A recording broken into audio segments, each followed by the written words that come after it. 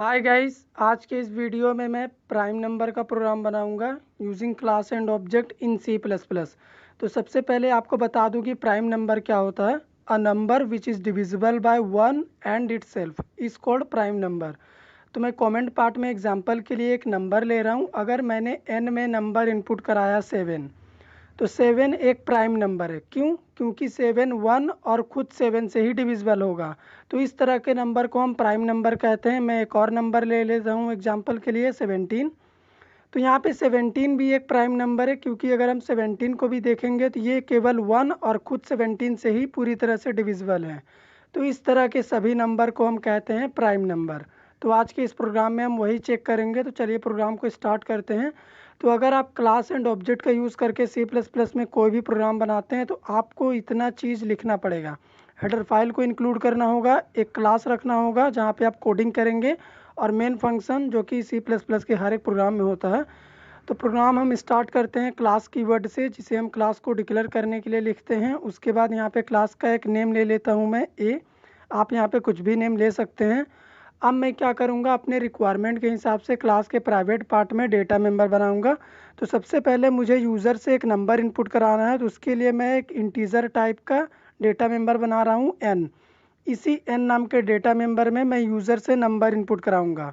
तो ये प्राइवेट है, जिसे प्राइवेट ही रहने दीजिए। हम डेटा मेंबर को प्राइवेट या पब्लिक दोनों सेक्शन में बना सकते हैं। अब मैं क्या करूँगा, पब्लिक एक्सेस मॉडिफायर यहाँ पे यूज़ कर रहा हूँ, और इस पब्लिक पार्ट में मैं मेंबर फंक्शन बनाऊँगा वॉइड इनपुट नेम का।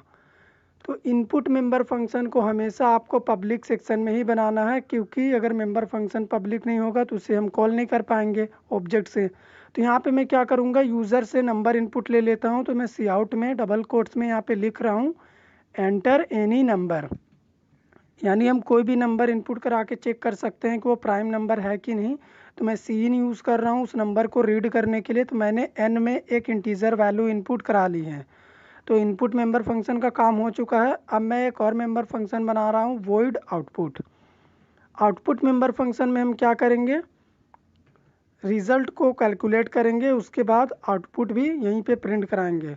तो मैं प्राइम नंबर को प्रिंट कराने के लिए यहाँ पे फोर लूप का यूज़ कर रहा हूँ। आप चाहें तो वाइल या फिर डू वाइल लूप का भी यूज़ कर सकते हैं। तो फोर लूप में मैं एक वेरिएबल बना रहा हूँ इंट आई। यहाँ पे आप फोर लूप में चाहें तो वेरिएबल को डायरेक्टली डिक्लेयर भी कर सकते हैं। तो आई की वैल्यू को मैं स्टार्ट कर रहा हूँ 1 से, और इसे मैं चला देता हूँ लेस देन इक्वल n तक। यानी हमारा जो फोर लूप है, जो भी वैल्यू हम n में इनपुट कराएंगे वहीं तक एग्जीक्यूट होगा, और वहीं तक एग्जीक्यूट होने से हमें पता चल जाएगा कि वो प्राइम नंबर है कि नहीं। तो मैं अब आई की वैल्यू को इंक्रीज़ कर देता हूँ यहाँ पे, ताकि ये 1 से लेके n तक एग्जीक्यूट हो। तो इनसाइड फोर लूप में क्या करूँगा, एक कंडीशन पुट कर दे रहा हूँ। तो मैं इफ़ स्टेटमेंट यूज़ कर रहा हूँ। यहाँ पे हम कंडीशन क्या देंगे इफ़ स्टेटमेंट में, हमारा इनपुट किया गया नंबर अगर आई से डिविजिबल हो के रिमाइंडर 0 देता है, तो इसके लिए हम क्या करेंगे, एक काउंटर वेरिएबल बनाएंगे और उसमें इस रिज़ल्ट को स्टोर कराते चलेंगे। तो मैं यहाँ पे काउंट प्लस प्लस कर दे रहा हूँ। तो यहाँ पे सबसे पहले मुझे जो काउंट प्लस प्लस मैंने डेटा मेंबर बनाया है, इसे क्लास के प्राइवेट पार्ट में डिक्लेयर करना होगा। तो काउंटर में हम क्या करेंगे, एक वैल्यू पहले से ही इनिशियलाइज कर देंगे। तो मैं लिख रहा हूँ काउंट इक्वल टू 0, क्योंकि काउंटर का इनिशियल वैल्यू पहले 0 होगा। उसके बाद जब हमारा प्राइम नंबर का कंडीशन चेक करेगा तो ये 2 होगा, तभी प्राइम नंबर होगा। तो आप भी जानते हैं कि हम क्लास में वेरिएबल में वैल्यू इनिशियलाइज नहीं कर सकते। क्यों? क्योंकि अगर हमें 0 लिख देंगे काउंट इक्वल टू 0, तो ये स्टोर होने के लिए मेमोरी इसको चाहिए 2 बाइट्स का, और कंपाइलर कभी भी क्लास के लिए मेमोरी नहीं जनरेट करता।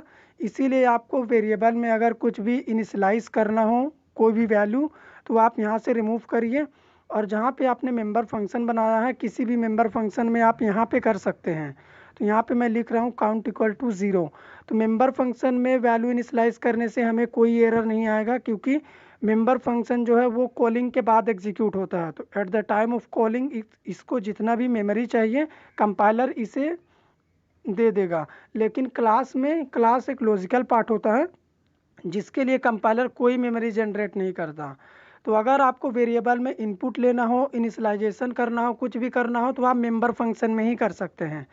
तो यहाँ पे हमारा काउंटर का वैल्यू मैंने इंक्रीज़ कर दिया है। मैंने जो लॉजिक लिखा है मैं इसे ड्राई रन करूँगा, आपको टेंशन नहीं लेना है। तो यहाँ पे मैं एक और कंडीशन पुट कर दे रहा हूँ कि अगर हमारा काउंट का वैल्यू इक्वल टू के बराबर हो जाता है तो वो नंबर क्या होगा, वो नंबर प्राइम होगा। तो यहाँ पे मैं सी आउट में लिख दे रहा हूँ प्राइम नंबर।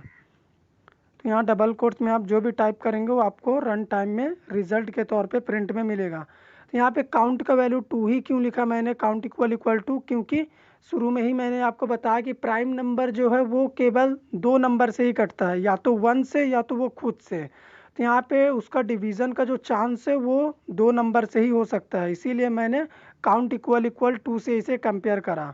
तो ये जब 2 होगा तो प्राइम नंबर होगा, और जब प्राइम नंबर नहीं होगा तो उसके लिए मैं एल्स पार्ट में लिखूंगा। तो मैं यहाँ पे एल्स लिख रहा हूँ, और एल्स में मैं सी आउट में मैसेज दे रहा हूँ नॉट प्राइम नंबर। तो ये मैसेज कब एग्जीक्यूट होगा, जब हमारा कंडीशन पूरी तरह से फॉल्स हो जाएगा, तब हमें ये वाला मैसेज एग्जीक्यूट होगा। तो हमारा कोडिंग कंप्लीट हो गया है। अब हम मेन फंक्शन में चलते हैं और इस क्लास के लिए ऑब्जेक्ट बनाते हैं। तो ऑब्जेक्ट बनाने के लिए मैं सबसे पहले क्लास नेम लिखूंगा ए, और एक ऑब्जेक्ट का नेम ले लेता हूँ ओबीजे। तो क्लास ए का ऑब्जेक्ट बन चुका है। अब हम इस ऑब्जेक्ट से क्या करेंगे, अपने मेंबर फंक्शन को कॉल करेंगे। तो मैं लिख रहा हूँ OBJ dot input and OBJ dot output. तो यहाँ पे आप लिख दीजिए, जैसे ही मैंने हमारे दोनों मेंबर फंक्शन को यहाँ पे मेन फंक्शन में ऑब्जेक्ट से कॉल करा, हमारा जो मेंबर फंक्शन है इनपुट और आउटपुट दोनों कॉल होगा। तो इनपुट में हमें इनपुट वैल्यू करना होगा, और आउटपुट वाला हमें कंडीशन चेक करके बता देगा कि हमने जो नंबर इनपुट करा है वो प्राइम है कि नहीं। तो हमने दोनों मेंबर फंक्शन को कॉल कर लिया है। अब मैं गेट सी एच फंक्शन यहाँ